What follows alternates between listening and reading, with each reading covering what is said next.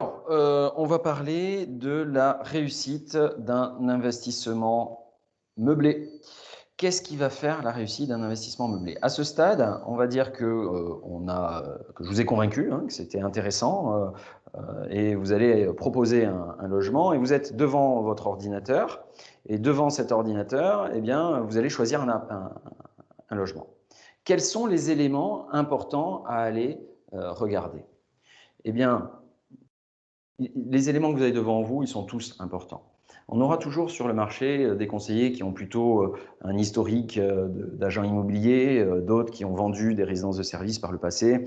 Certains vont dire c'est l'exploitant qui est le plus important, c'est votre locataire, il n'y a que ça à regarder, c'est que l'emplacement. Non, c'est faux, c'est l'ensemble de tout ça. Si vous mettez le meilleur emplacement du monde à un exploitant qui ne sait pas gérer, ça ne marchera pas. Si vous mettez le meilleur exploitant du monde dans un emplacement merdique, ça ne marchera pas non plus.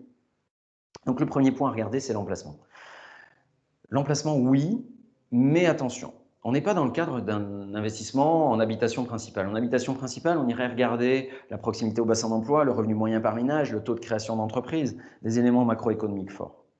Dans le cadre d'une résidence étudiante, on va aller regarder la notion de l'emplacement, oui, mais l'emplacement qui doit correspondre à un marché. C'est bête comme chou, mais une résidence étudiante, c'est bien d'être dans un endroit où il y a des étudiants. C'est aussi bête que ça. Donc l'emplacement, oui, mais qui correspond à un marché. L'exploitant, j'en parle juste après. La rentabilité, c'est le socle. L'appartement va dégager un rendement de 100%. Ce rendement va être partagé entre l'investisseur et l'exploitant. Si je donne 100% du rendement à l'investisseur, ce dernier va être content, ce dernier va acheter, mais l'exploitant, il va planter. C'est certain. À l'inverse, si je donne tout le rendement à l'exploitant, l'exploitant il sera content, ça va bien exploiter, mais l'investisseur, lui, il n'achètera pas. Donc toute la difficulté, c'est de trouver une rentabilité qui soit cohérente pour placer le curseur juste au bon milieu, juste au bon endroit, pour que ça puisse fonctionner. Un rendement actuellement, sur ce type de produit, qui est un produit sécurisé, il faut appeler un chat, c'est un rendement logique, c'est autour de 3,70% brut, quand une assurance vie fonds euro cette année, en 2020, va donner un 0,81% de rendement à peu près. Après, on trouvera des rendements un peu plus élevés, mais sur des produits diversifiés. Qui dit diversifié dit plus de volatilité, et donc forcément un risque plus élevé. Donc l'emplacement dans son marché, un rendement correctement équilibré entre l'investisseur et l'exploitant, et précisément l'exploitant, qui est-il? C'est notre locataire. Le socle de tout ça, c'est le groupe LP Promotion. Le groupe LP Promotion, c'est quoi? C'est 47 millions d'euros de capital social.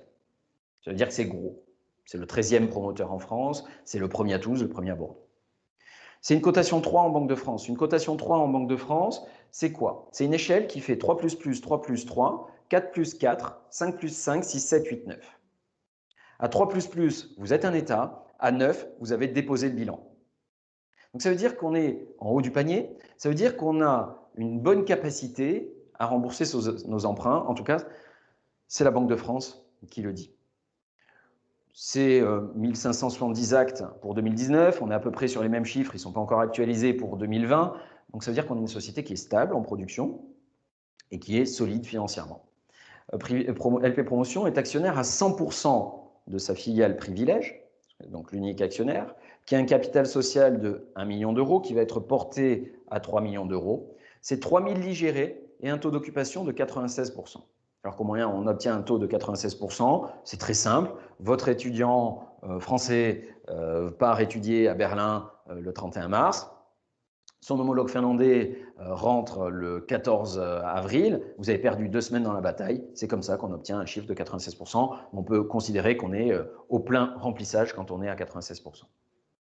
Et puis, Privilège va prendre le bail directement à l'investisseur. C'est ce qu'on appelle une prise à bail directe. C'est ce qu'on appelle un bail mutualisé. Et c'est ça qui va vous sécuriser sur le fait que l'exploitant ne puisse pas partir. 2 objections majeures sur le net. 1, on m'a renégocié mes loyers à la baisse. 2, l'exploitant est parti. Une troisième, j'ai revendu à moitié prix. Mais la troisième n'est la conséquence que des 2 premières. Sur la notion de l'exploitant est parti, comme je suis en architecture directe, eh bien, je sécurise sur ce point. Juridiquement, je ne peux pas partir. Je suis vissé. Si demain ça se passait mal, la boîte avec laquelle vous avez signé à 3 millions d'euros à la banque et son actionnaire unique en a 47 millions. Donc normalement, tout va bien. Sur la partie renégociation du bail, un bail de 9 ans, par définition, est un 3, 6, 9. C'est pour cette raison qu'on a basculé sur un bail de 10 ans. C'est un bail de 10 ans ferme. Un bail de 10 ans ferme, comment il peut être ferme? Parce qu'on renonce de manière explicite à notre faculté de rétractation triennale. C'est de cette manière que ce sera libellé dans le bail. J'ai donc justifié, répondu aux deux objections majeures que l'on trouvera sur le net. Pour la renégociation du bail, pas possible. Pour le départ de l'exploitant, pas possible. Il me reste un point à répondre, qui est oui, mais qu'est-ce qui se passe dans le cadre d'une crise sanitaire? Qu'est-ce qu'il se passe dans le cadre d'une crise comme le Covid? Eh bien, dans le cadre d'une crise comme le Covid, on a le droit de tout faire.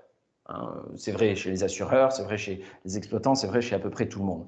D'ailleurs, un certain nombre d'acteurs sur le marché auront baissé leur loyer. Bon, privilège à payer pendant l'année 2020, 100% de ces loyers sans la moindre baisse durant l'ensemble des confinements. Et ça, c'est un geste fort d'implication de l'entreprise vis-à-vis de ses partenaires et vis-à-vis de ses investisseurs. 2-3 éléments complémentaires. Le portage de la TVA, j'en ai parlé un petit peu en préambule, donc vous pourrez financer en hors taxe. Deuxièmement, l'assurance de privilège va couvrir les investisseurs par extension. Vous avez l'obligation, quand vous achetez un investissement locatif, de souscrire à une propriétaire non occupant, l'équivalent de la multirisque habitation version investisseur. Eh bien, vous n'aurez pas besoin de souscrire à une PNO dans le cadre d'un investissement chez LP Promotion. J'ai donc répondu à l'ensemble des questions de fond sur les objections qu'on peut avoir sur ce type de produit.